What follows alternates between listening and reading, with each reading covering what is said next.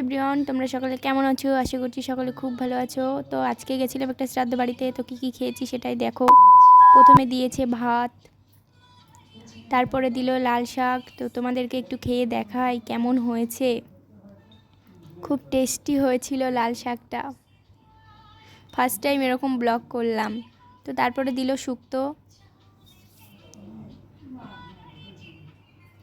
এটাও খুব টেস্টি হয়েছে। তো বেগুনিটা মেন কথায় বলতে গেলে কি, আমি শ্রাদ্ধ বাড়িতে যাই শুধু বেগুনি খাওয়ার লোভে। अच्छा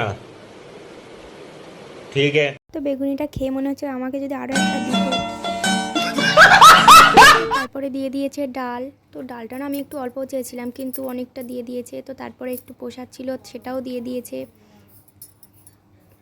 তো আমার ডাল দিয়ে খাওয়া হয়ে গেছিলো, তখন মনে পড়েছিল যে না লেবু দিয়েছিল, সেটা মনে ছিল না। তো এখন নিয়ে নিচ্ছি লেবুটা। তারপরে দিল পটল চিংড়ি।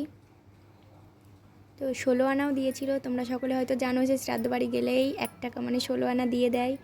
তো পাবদা মাছ দিচ্ছিলো, ওটা আমি খাই কিন্তু ছোট চেয়েছিলাম, তার জন্য সেটাও বড়টাই দিয়ে দিয়েছিল। কি আর করব, কপাল খারাপ হলে যা হয়। তারপর কাতলা মাছ দিতে এসেছিলো, তো আমি খাই না বলে নিইনি। তো তারপর দিতে এসেছিলো চাটনি। তো আমি একটু কাজু বাদাম খেতে ভালোবাসি, তার জন্য একটু বেশি করে চাচ্ছিলাম, তো আমাকে দিয়েই যাচ্ছিলো।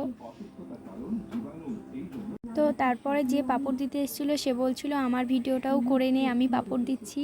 তো যাই হোক, পাঁপড়টা আমাকে দিয়ে দিয়েছে, এবার পাঁপড়টা আমি খেয়ে নিই। তো তারপরে মিষ্টি আমাকে দিয়ে দিল। তো মিষ্টি খাই না, তবু মিষ্টি একটা নিয়েছিলাম, কেননা সেদিনকে খেতে গেছিলাম একটা শ্রাদ্ধ বাড়িতে, আমি কোনো খাবারটাই বাদ দিইনি।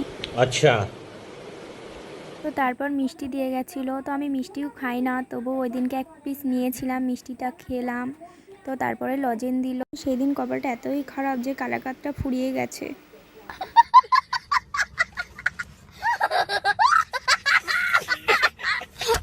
যাই হোক, পরেই চলে গেছিলাম পানের স্টলে। তো ওখান থেকে পানটা নিয়ে এবার আমরা সোজা যাব। তো ওখানেও কফিও ছিল। তো তারপরে আমরা পানটা খেতে খেতে সোজা বাড়িতে চলে যাচ্ছিলাম।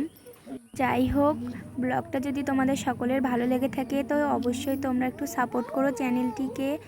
আর আমার চ্যানেলটির নাম হলো সুচিত্রা ক্রিয়েশন, প্লিজ সকলে একটু সাপোর্ট করে যেও।